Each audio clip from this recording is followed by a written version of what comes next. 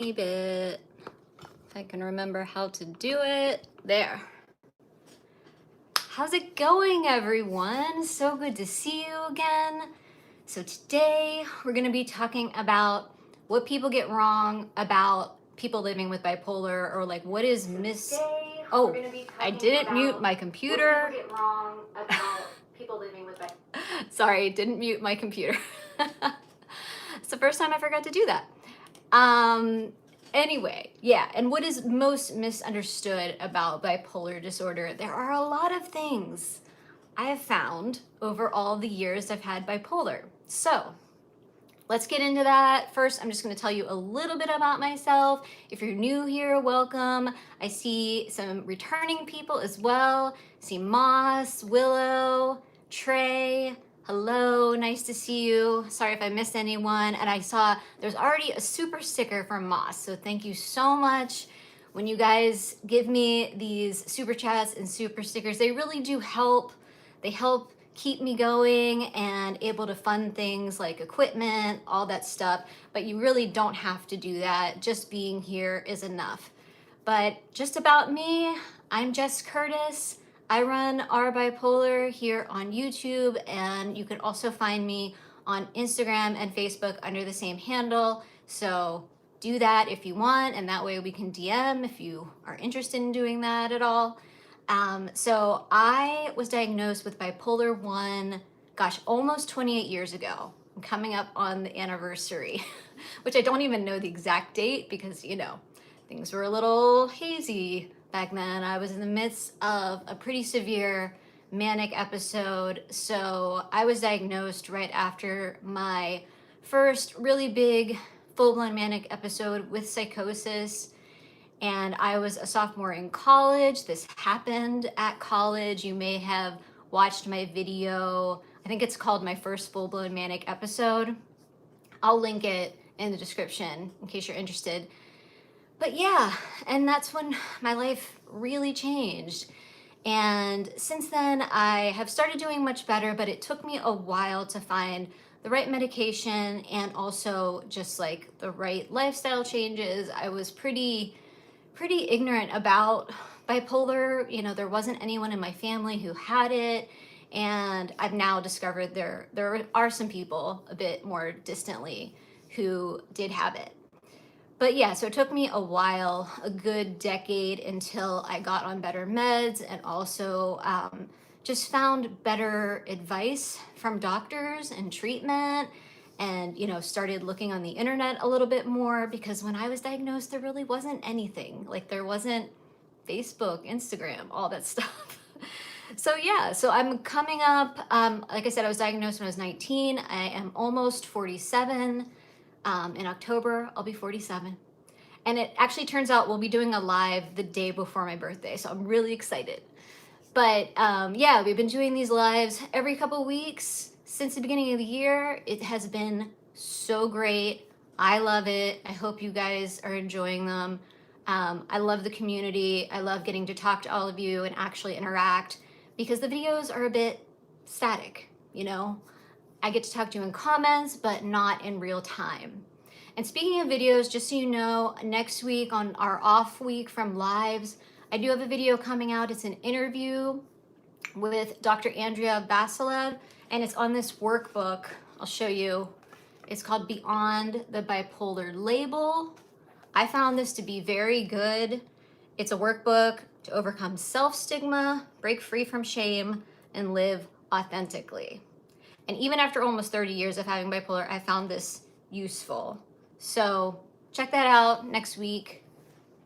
It'll be out next Saturday. All right, so let's get into what we're talking about today. What people get wrong about people living with bipolar disorder. I took some notes. It wasn't hard for me to think of some things. So let's see. I'm gonna just check for any questions. You can put any questions in the chat. It doesn't have to be about this topic. Anything bipolar is just fine.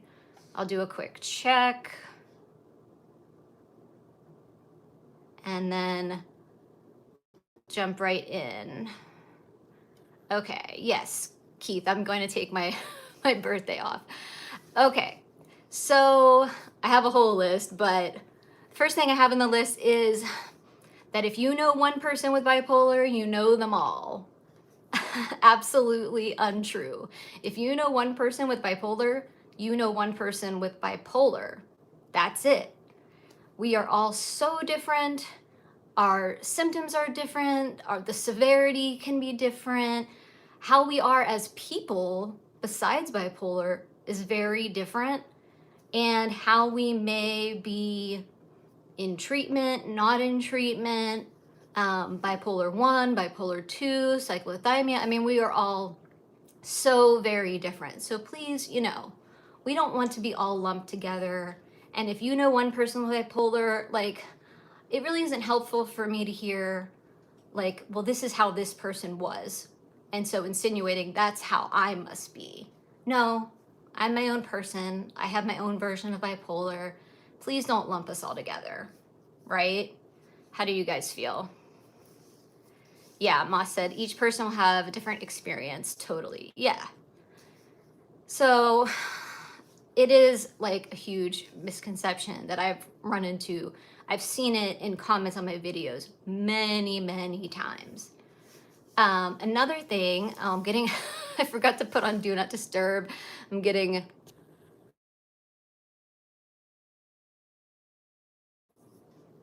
anyway, back to this.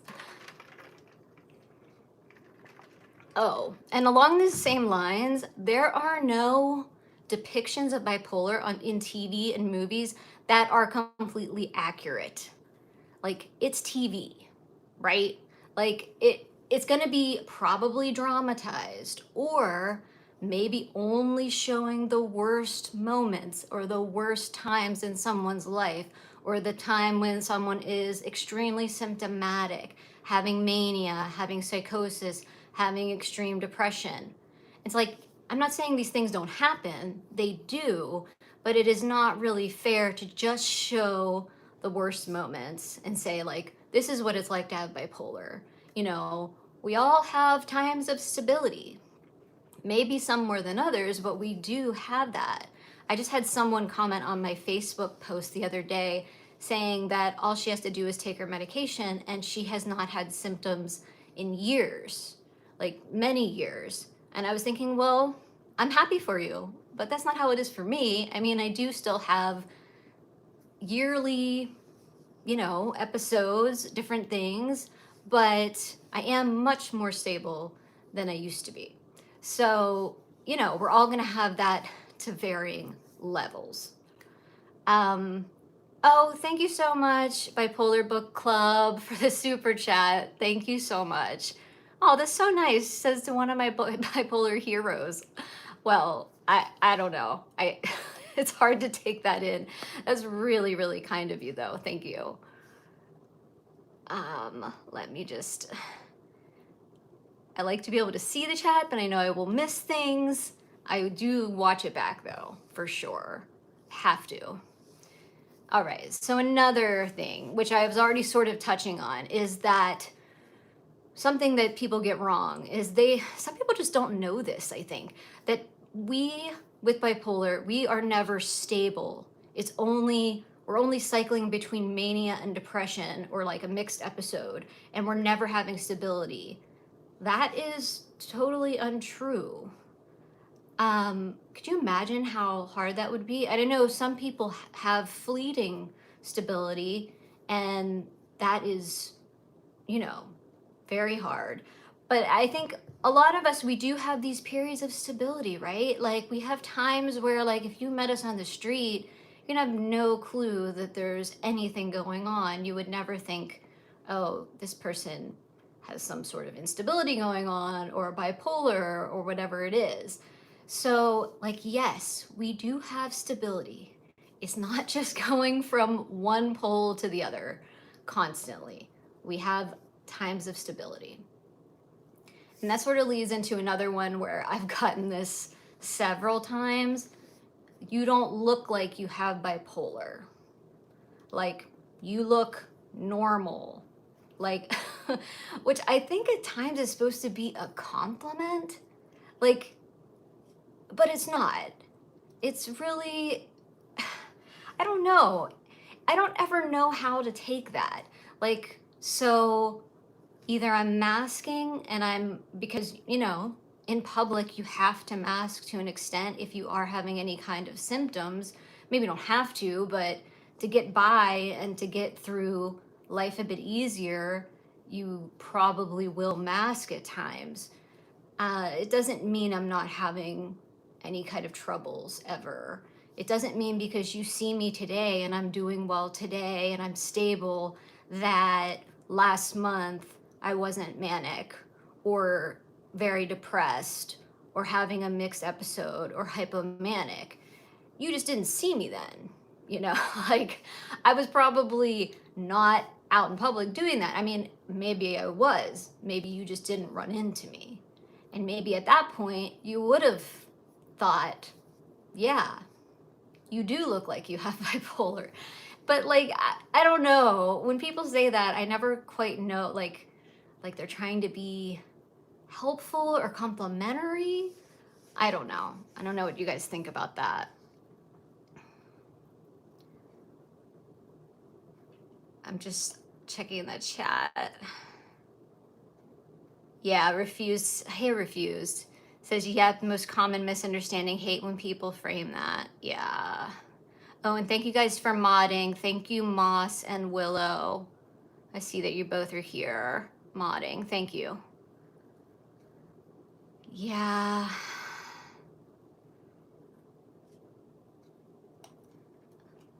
Okay. So some more stuff I have. That it's okay to joke about bipolar disorder. And it's like a good punchline, or it's fine to talk about it and you see someone who is struggling in any way, or maybe even not, and not you, but like people will say, oh, they must be bipolar, or it's something funny, like people talk about the weather being bipolar. Honestly, like that doesn't bother me that much. I don't know why. I think because it's not aimed at a person. I mean, I don't say it, but like I don't get too hung up about it personally.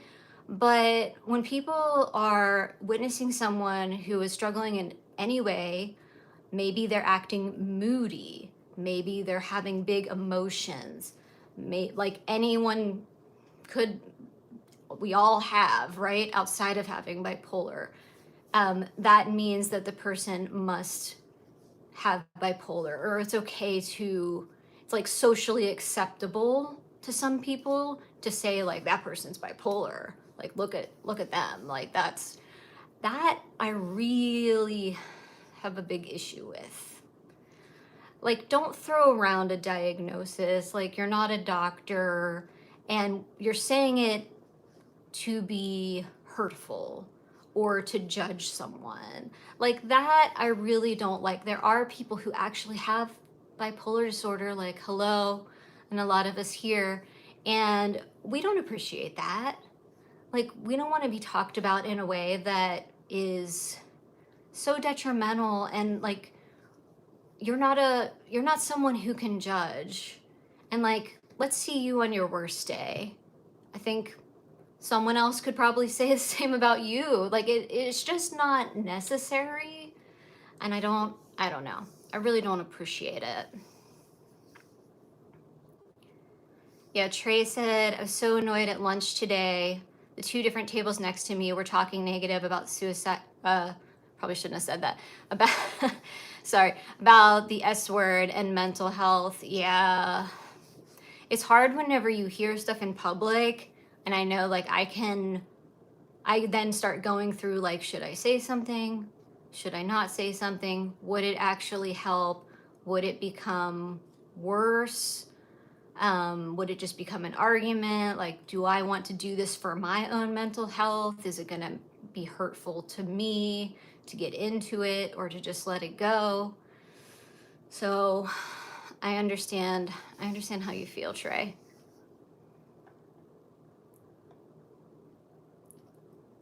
And you guys, starting to get more people in here. If you could please like the live, it'll draw people in. And if you're just joining, we're talking about, you know, misconceptions or what's misunderstood about bipolar disorder, and also like what just people get wrong about it. Like people are uneducated, or they just don't have a problem talking about this disorder in a way that is hurtful or harmful to others. And also subscribe to the channel if you're watching the replay. Please like and hype, that's another thing, and comment. Okay, so let's go to another thing I wrote down about this. Okay, so I think what people get wrong is that people with bipolar disorder can't be good friends. Like they can't be a good friend, a good romantic partner, a good spouse, a good parent, a good sibling, like basically like a good person in any way. They think that people with bipolar, like somehow that means they're inherently bad, which is so far from the truth. I mean, I personally know a ton of people with bipolar. I know, and all of you in the chat, and I know that you are good people and good friends, at least good friends to me, definitely. I like some of like my closest friends now have bipolar, and they are so warm and just supportive and empathetic and like just very good people. And I think it can be harmful. There can be times, of course, where if someone is having a lot of symptoms, that you can do damage to a friendship or do damage to a relationship, a marriage, anything like that, like have hard times with family members. But that is based on the symptoms, based on the bipolar disorder. That is not who the person is. It's separate from the person. So you have to be careful here, because I know that most people who had these kind of troubles, like including myself, during episodes where they've maybe fractured friendships or a relationship, as soon as that episode is over, they are very quick to go back and try to make things right and apologize, because they realize very quickly that this was bipolar kind of taking over, and they need to now try to fix this, and they want to fix it. And it's not like, you know, you can be a jerk, you can be an asshole, and you can have bipolar, right? But just because you have bipolar, it doesn't mean you are an asshole. It's like something separate. But you know, we can do things during episodes that are out of character, not how we would typically behave. I mean, that is completely normal. And then we would have to go back and, you know, try to make things right. But to act like you just can't be a good friend and you can't be a good spouse, partner, daughter, sister, brother, all these things, like, I think is totally false.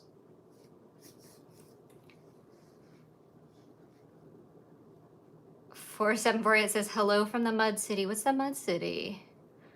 I don't know that. Let me see here. Oh, I see Mother Reagan's here. Hello. Yeah, Mother Reagan said, I think some people think we have control over mania. Yes, I have definitely seen that before. That is not true.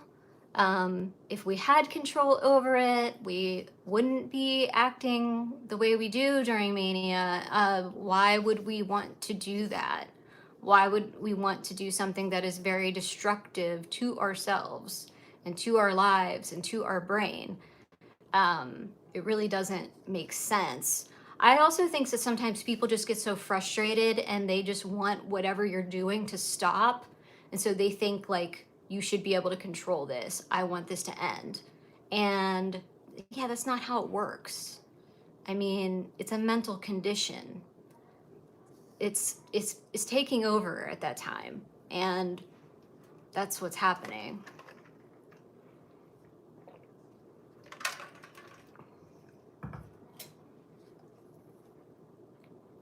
Oh, Ma said another misconception, all of our emotions are from bipolar. Oh, right. Which is sort of along the lines of like, we are never stable, we're only in mania or depression, and like bounce between the two of those, which is obviously untrue. But yeah, we can have a full range of emotions. We're people, just like other people. At times we can have episodes that is caused by the bipolar, but it's not, it doesn't discount any emotions we are having. Like, I totally agree with that.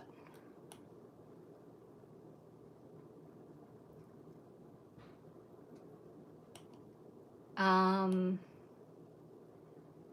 and Refuse pointed out it doesn't always work out to fix relationships. That is true. I have definitely lost friendships. I've had relationships not really work out, but in my case, like, that was a good thing. But yeah, sometimes depending how far we go, especially I would say in like mania, full blown mania, maybe like mixed episodes, maybe what we have, unfortunately what we've done is like not repairable, or the other person isn't willing to listen or, forgive us or move on with us, and they're just done. That's definitely happened to me. It is hard. It's so hard. But at the same time, we have to move on and we have to try to keep going. Yeah, and like Moss said, 20 plus years with the same person, relationships can last. They can. I think you really have to find the right person, and the person who is going to be extremely supportive of you having bipolar disorder and be kind of in it with you. Because, Brian and I have been married 15 years, we've been together 18 years, and he is just, it's like he views my bipolar disorder just like he views his own health issue. Like he has this spinal cord tumor issue. I don't feel like he views it any differently, me having bipolar disorder. Like it's something we have to manage.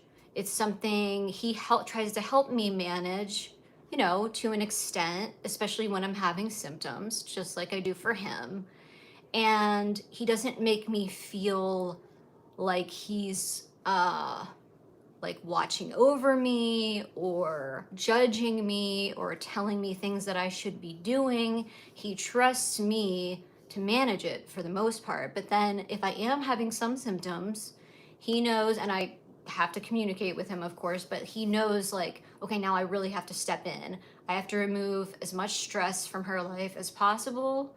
And he will do that, and it's usually very basic things. It's like being kind to me, like making sure I'm resting a lot and like not overstimulated and like not having to do as much, like whatever, like make dinner, like take our daughter to different activities, or like whatever it is, just like taking whatever he can off my plate and making sure I'm doing everything I can do to get back, because that's what I want, that's what he wants, because things don't run smoothly when we're having these symptoms, of course. So, but you do need someone who's going to be like that and not be um, either judging you for having bipolar or like feeling like they're your keeper. Like, I don't want a keeper. I don't want you to think you're my doctor. You're not, you know? Like,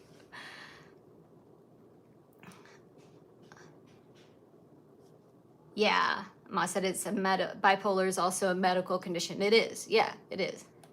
Definitely. All right. What else did I say about this? Oh,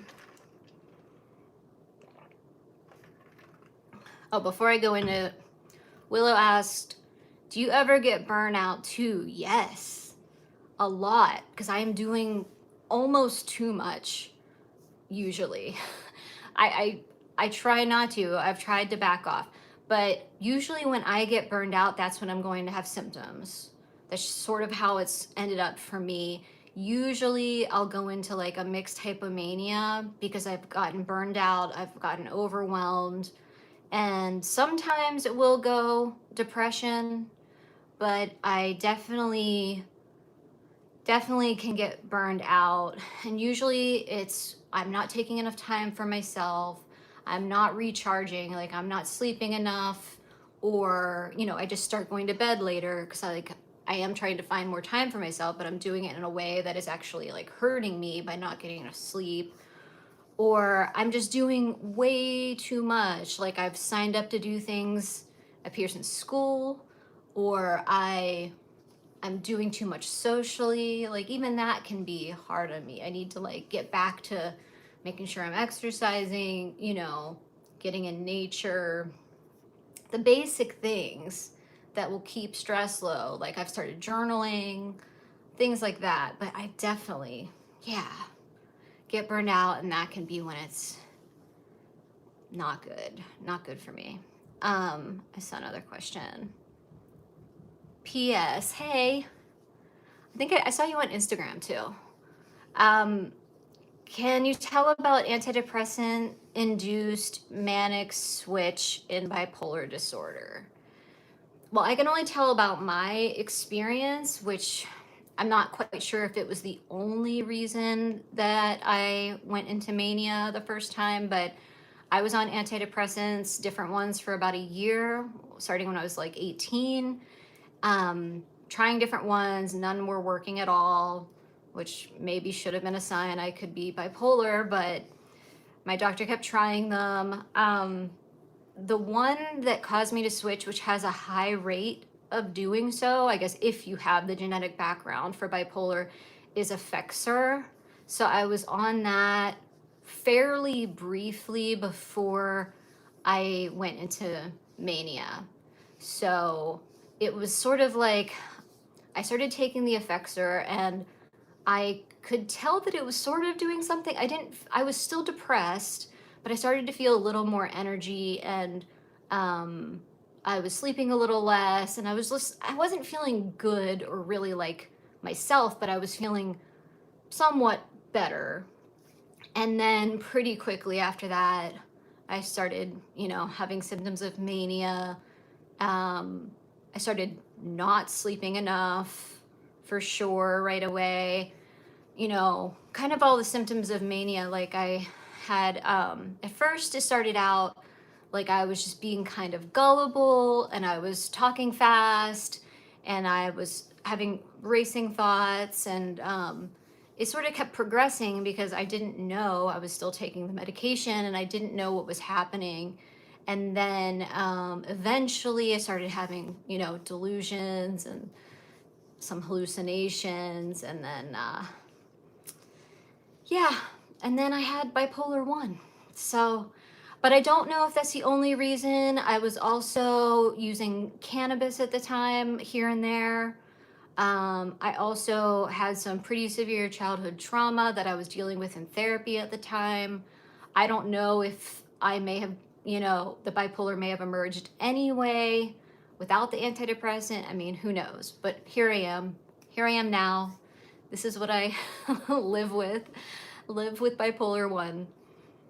I hope that answers your question. P.S. See another one. Okay. They say it takes 8 to 10 years to get the proper diagnosis for bipolar. What do you think about that? I don't know, because like the way I did get diagnosed pretty quickly after that episode, but I was like hallucinating and having delusions, and like I feel like that would have been like hard to hide. But I'm sure it's been done. I think for bipolar disorder, they're probably including bipolar 2. I think that could definitely go a long time undiagnosed, just because if you're having hypomania, it may not be that obvious, especially to others, and it may even be seen as a good thing by the person experiencing it. Like they may be feeling really good finally after having like a long depression, or they may be getting a lot done, doing better at school, doing better at work. You know, when I'm having hypomania these days, it's always mixed, and it is not a good experience. Like, it's not like I'm suddenly doing well at work. It's like, no, like my brain is like moving so fast that I can't concentrate on anything and I can't get stuff done. But I do think like 8 to 10 years for diagnosis on a whole for bipolar, including bipolar 1, bipolar 2, cyclothymia. I can understand it, but I think for bipolar 1, I'd be curious to know what that time frame is to diagnosis. I would think it would be less, but I don't know. I just know, like, if I hadn't called my dad when after I was having especially the hallucinations and I was like telling people about it, like eventually someone would have called somebody. Like there was like this is like major there was like majorly something wrong, and I wasn't being quiet about it because I didn't know. Once you're in it, you think it's normal. You're like, oh, wow, maybe this is cool, or maybe this is scary, and like I'm telling someone about it because I don't know that I should hide it at the time. Like what's the word? You're just not feeling like you're not living in you're outside of reality at that point. So you're not like thinking, oh, no one can know about this because I'm acting so strange. Like, you don't know you're acting strange. You think you're acting fine, right? Like, this is your new reality. But that's a great question.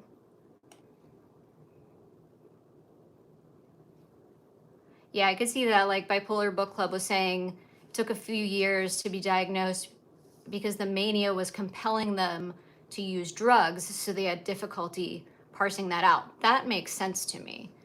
So, it could be. Oh, hey, Ella Bella, there's a lot of trolls today. I'm sorry. Thank you so much for the mods. Oh, there must have been a question from Mr. Casco, but I can look real quick. Oh, I see. Question: do you have any advice on dealing with irritability and having bipolar? It's hard. It's hard, dude. When I have it, I am just trying to like hold it in and not say anything. Like, I know that's not like a good way, like that's not good advice, but that's also during hypomania. And I think if it's during mania, like full on mania, that would be much harder. I really do.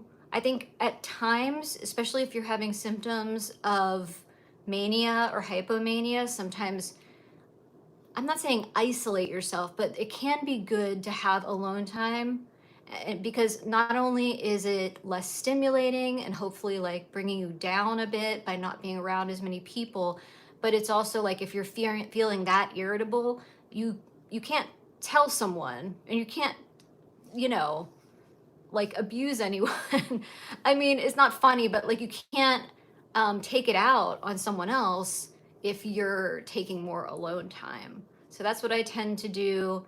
And then other than that, when I'm like around my family, I'm just like trying so hard not to say anything directly to them. Sometimes if I'm irritable, I'll just like talk about other things I'm irritable about that don't have to do with them. Like I'm frustrated about, I don't know, just making things up.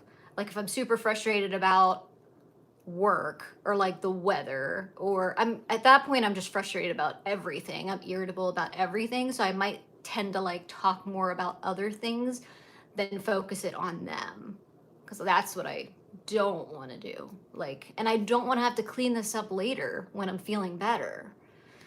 But it is hard. It's very hard, and I've messed up many times. So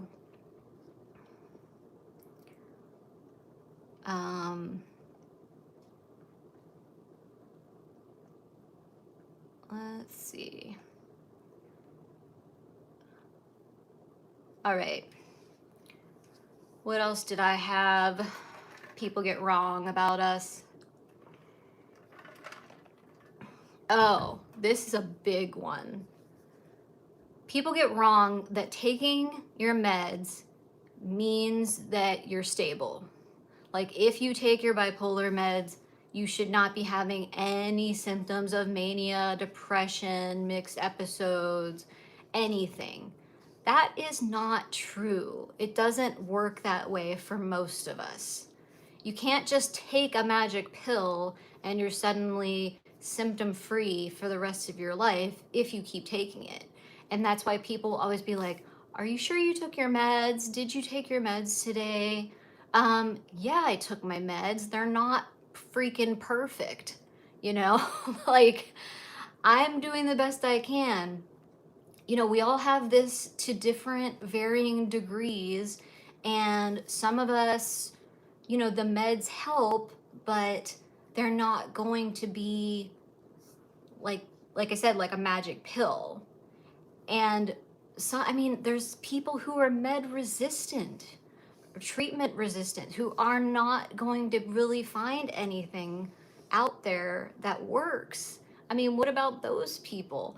Like, it's just, it's hard because on some level I understand it. Like, and this doesn't always work either, but like, let's say you have some sort of heart condition. Like, I have high blood pressure. I take a pill for that. Ever since I've taken that pill, I've gone to the doctor and my blood pressure has not been high anymore. That's fantastic.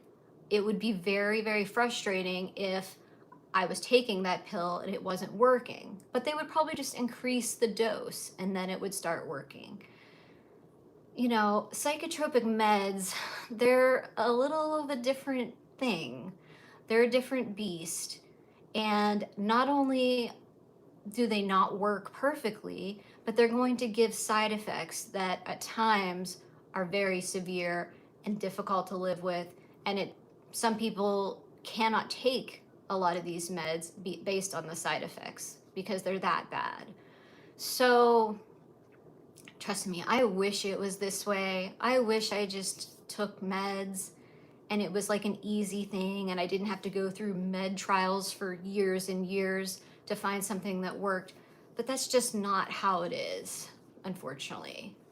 But I do kind of understand why people don't get it. And I just wish there was more knowledge and education around these things. Okay.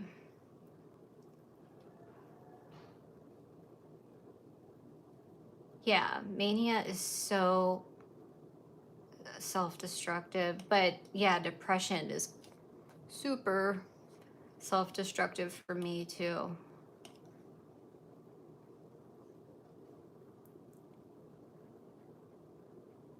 Okay, water 17009. I think you're new. Hello.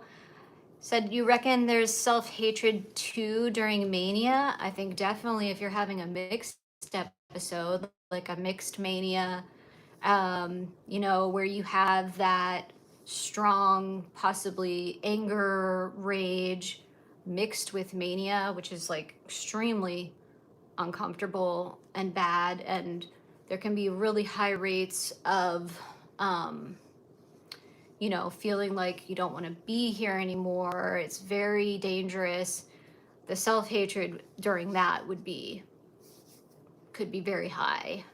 Even in mania, because I feel like mania can kind of like not turn, but like it can be like you can be going along fine and then like you're, you know, feeling on top of the world maybe, but then like someone disagrees with you or like tells you like, you know, like what are you doing or like what it like just goes against what you're trying to say or do, and then you can be like, I don't know, I've been quick to like turn to anger. Like it was quick to like go to a bad place and to be very upset and angry. And I could see that turning inward as well. I don't know what you guys think. Oh, hey, Molly.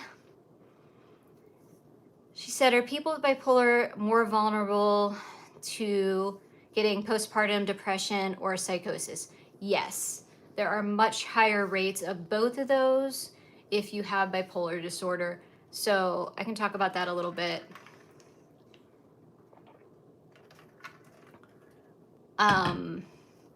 So, you know, I have a daughter. So when I was pregnant, I was warned about this. I was on medication during my pregnancy and after. So, what my psychiatrist wanted me to do was right after having my daughter, for the next month, I had to meet with him weekly, which was very expensive. But it was because you are so vulnerable to either postpartum depression or postpartum psychosis. And you know, other people can have this. You don't have to have had bipolar first. So it can be common to, if you have postpartum psychosis, to then be diagnosed with bipolar disorder and have that, you know, for the rest of your life. We're seeing this a little bit now. I'm not going to go into it too much, but with the Lindsay Clancy case, I've been sort of following it, but also at the same time trying to keep my distance. It's a little close to home, just being that she's diagnosed with bipolar disorder, I believe bipolar 2, but that was after what happened. So, yes.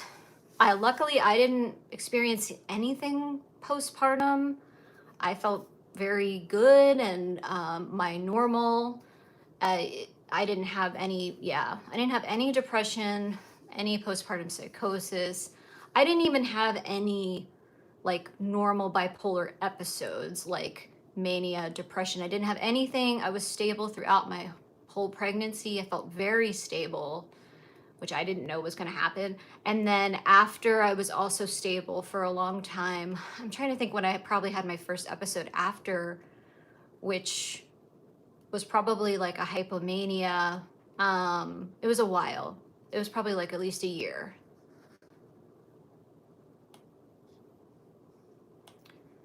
JNO says, is paranoia common for bipolar? It can be. I mean, people, that can be a symptom of mania.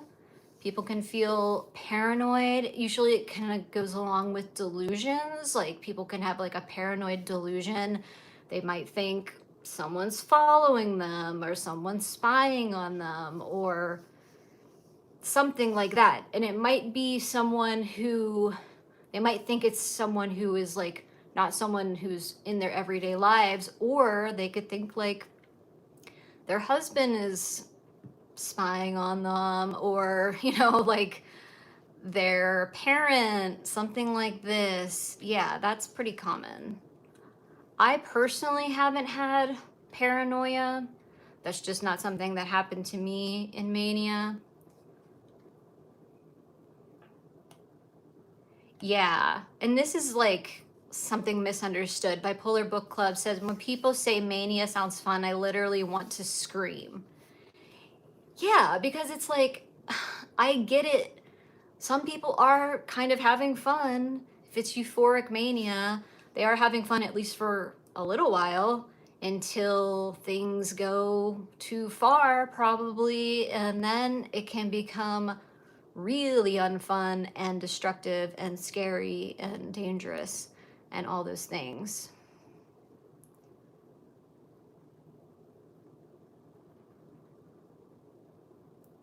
Um,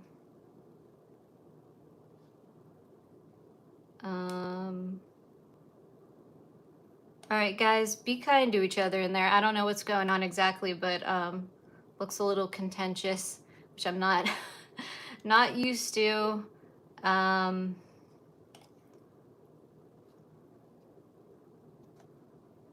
Let's see.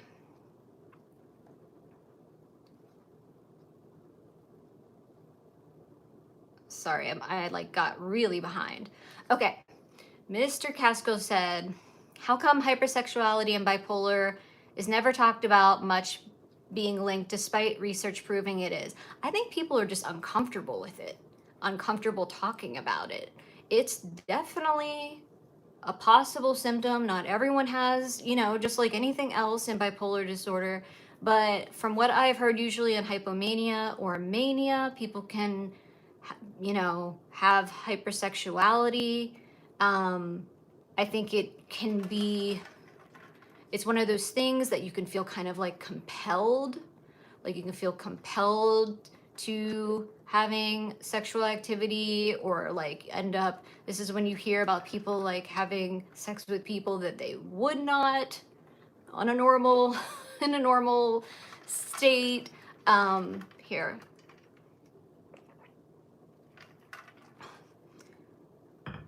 I mean, it happens. It's happened.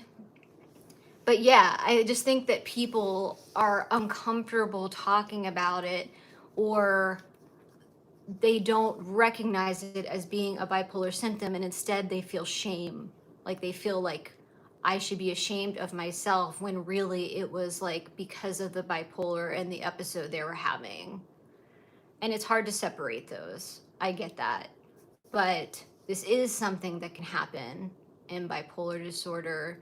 And, I think talking about it helps. Like bring it out, bring it to light and talk about it. I think we can feel less shame, feel better about ourselves, and just move on. Okay, so some other stuff that I wrote down that people get wrong about people living with bipolar disorder. Oh, okay. This is this is one that really bothers me. Really, really bothers me. Okay. When support people, okay, and this is not their fault. I do not blame them for feeling like this. But support people, like someone, they have, let's say, a boyfriend or a girlfriend or a friend living with bipolar disorder, and they'll reach out to me and they'll say, like, how can I help them? Like, how can I either make them go to treatment, or how can I help them to do better with bipolar?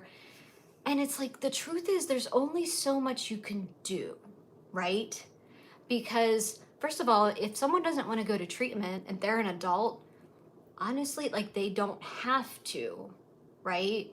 Like, you can't force them to. What you can do, and people don't really like hearing this because they want to be able to do more, you can be a safe person for them.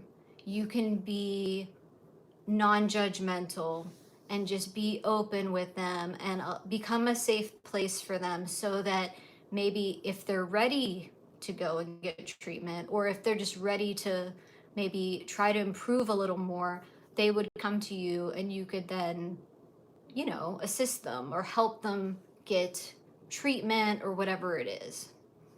So that's one thing you can do. Another thing you can do is you can do things for them when they're having episodes. Like, the things that I like for people to do for me are, like, first of all, just be kind to me. Don't make me feel bad about having symptoms. Like, that's not going to help. And also, like, things that are hard for me to do right now, like maybe make me a meal, or send me like DoorDash, or send me money for DoorDash, or like help me with laundry, or help me clean up, like things that are very basic that are going to be very hard for me to do, or just overwhelming. It's like too stressful for me to do at the time because I'm having maybe hypomania at the time, or a mixed episode, or depression. But people want to do more. They want to be able to fix this person with bipolar. And I need to kind of remind them, like, you are not a doctor. You are not their doctor. And I know you want this person to be doing better, and like you would do anything to help them do a lot better. And unfortunately, like, there's not that much you can do in that way. Besides being kind, besides being a good person, besides being a safe place, this person needs medical help, right? So, like, try not to take it too much on yourself and feel so badly that you can't help them. Like, you're not their savior, you're not their doctor. just try to take a step back. But I get that a lot, and people really want to be able to like do so much for someone with bipolar, and I appreciate the sentiment, but you also have to like kind of know your place. Your place is to be their friend or their partner, whatever it is. You just can't be their doctor, and you don't know how to do that. So don't try to do that.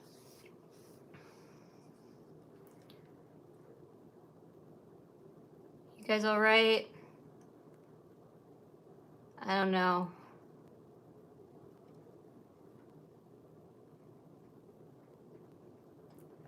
Sorry, I'm trying to... Okay, Harpy says, in a past video you mentioned before being diagnosed, there was some partying and drinking. Have you ever seriously considered tapering off your meds to see if you can manage it on your own? Well, I did do that. I tried to do that, but it wasn't because I thought, I was just so frustrated with the meds at the time. So this isn't really the same thing. But I did go off meds for about a year. This was like about 30 years ago. And I was like, well, the meds are so horrible. Like, I wasn't stable though, like you're saying.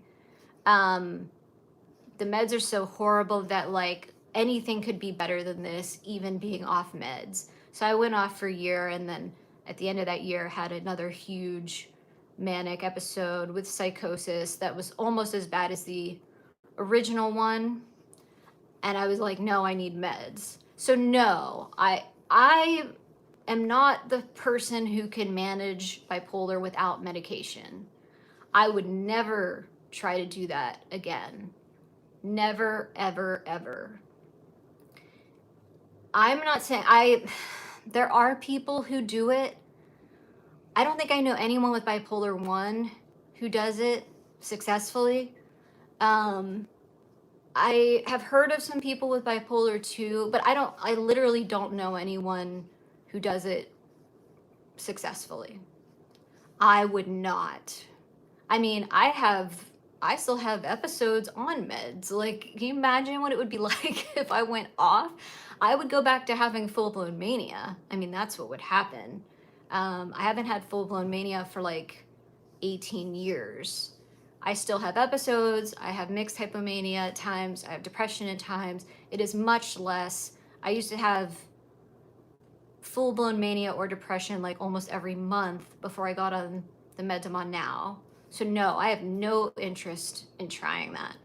I do not recommend people do that, but if you are going to try going off meds and living med-free, I highly recommend you do that under a doctor's care and just be honest and say, I would like to try this, but like, I don't recommend it.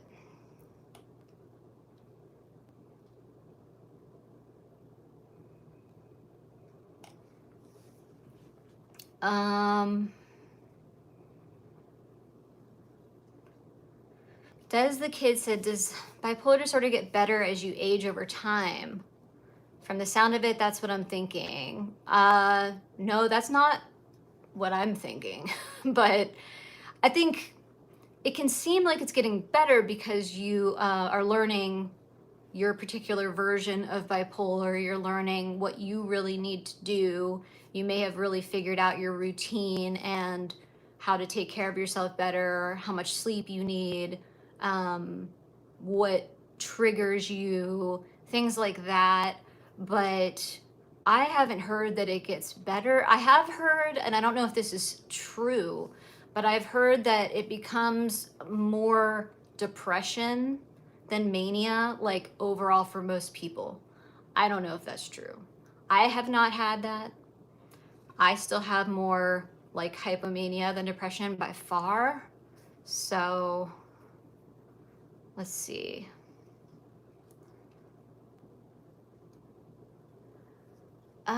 We're getting closer to the end, but let me see.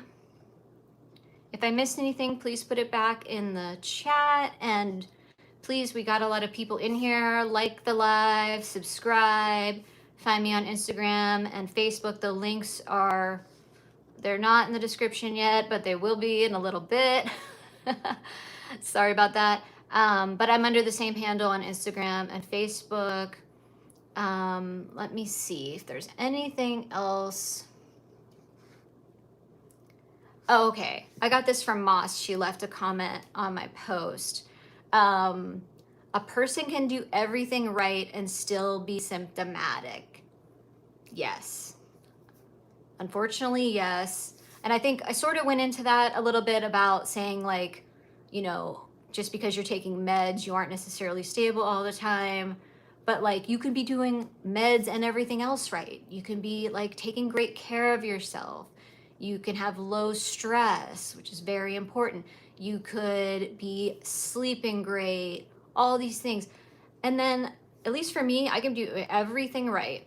Something happens externally out of left field that is like a stress, something I'm not expecting to happen. It could be anything. I could just make something up, like maybe a grandparent dies, maybe anything, maybe your pet gets sick.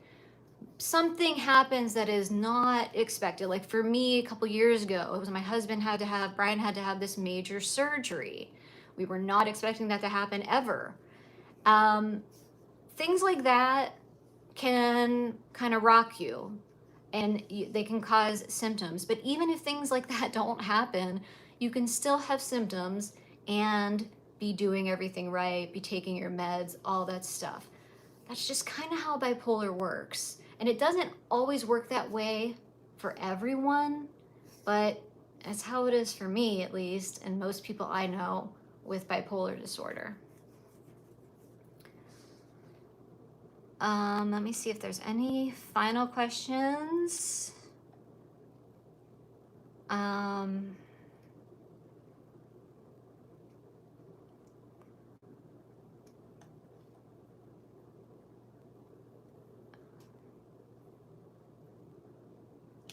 Okay.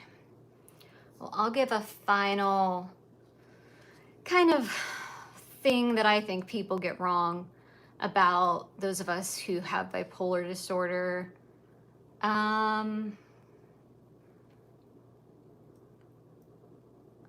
Wait, I saw something. I think I covered that. Well, maybe I've covered everything. We're right at the end anyway.